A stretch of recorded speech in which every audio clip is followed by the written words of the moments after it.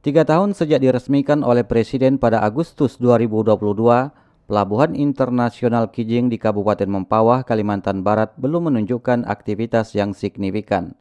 Padahal, pelabuhan ini digadang-gadang menjadi salah satu proyek strategis nasional yang mampu mengubah wajah ekonomi Kalimantan Barat dengan menjadikannya sebagai pusat ekspor dan hubungan logistik internasional di utara Indonesia.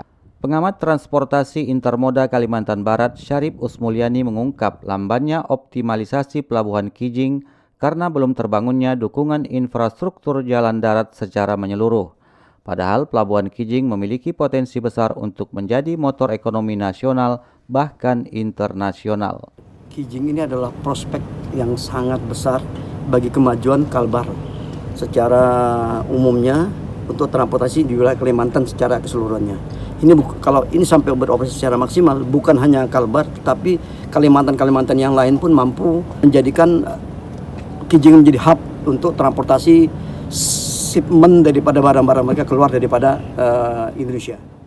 Syarif Usmulyani menambahkan posisi Pelabuhan Kijing berada di lokasi strategis internasional karena langsung menghadap Laut Cina Selatan sehingga memberikan keunggulan logistik yang signifikan. Terlebih kawasan perairan Pelabuhan Kijing memiliki kedalaman mencapai 14,5 meter sehingga pelabuhan mampu disandari kapal berkapasitas hingga 30.000 ton bahkan dapat mencapai 50.000 ton jika dilakukan pengerukan tambahan. Pengiritan waktunya juga sangat tinggi.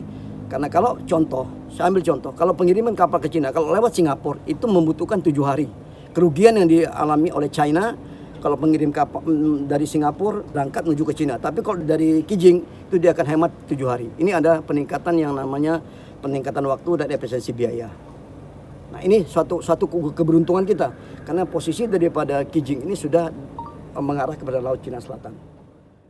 Menurut Syarif Usmulyani, potensi dan peluang investasi yang strategis ini dapat terhambat jika pemerintah tidak segera memperkuat konektivitas infrastruktur darat menuju pelabuhan. Padahal dari sisi fasilitas, Pelabuhan Kijing sebenarnya sudah siap menjadi pelabuhan bertaraf internasional. Fasilitas kepabeanan, imigrasi, dan karantina telah tersedia lengkap.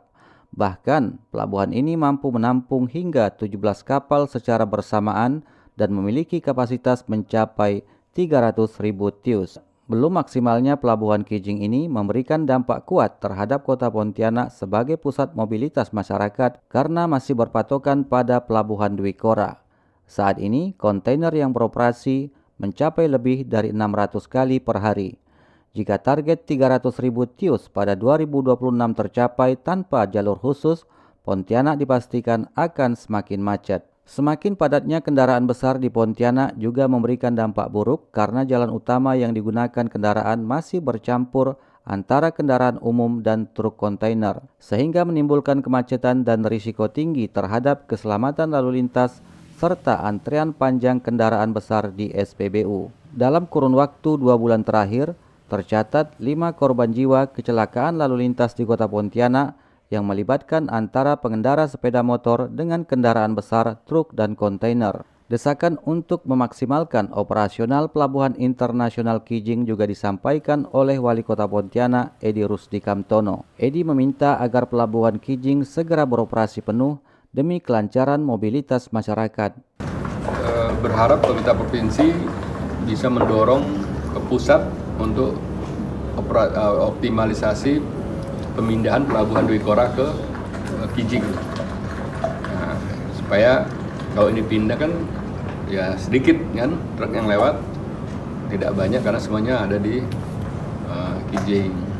Untuk menekan terjadinya kecelakaan lalu lintas, pemerintah Kota Pontianak telah menetapkan aturan sejak 2019 mengenai pembatasan operasional truk kontainer.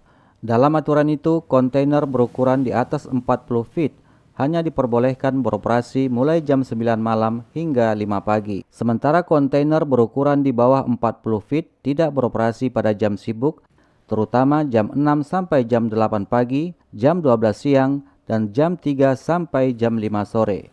Muhammad Rokib, Boyke Sinurat melaporkan.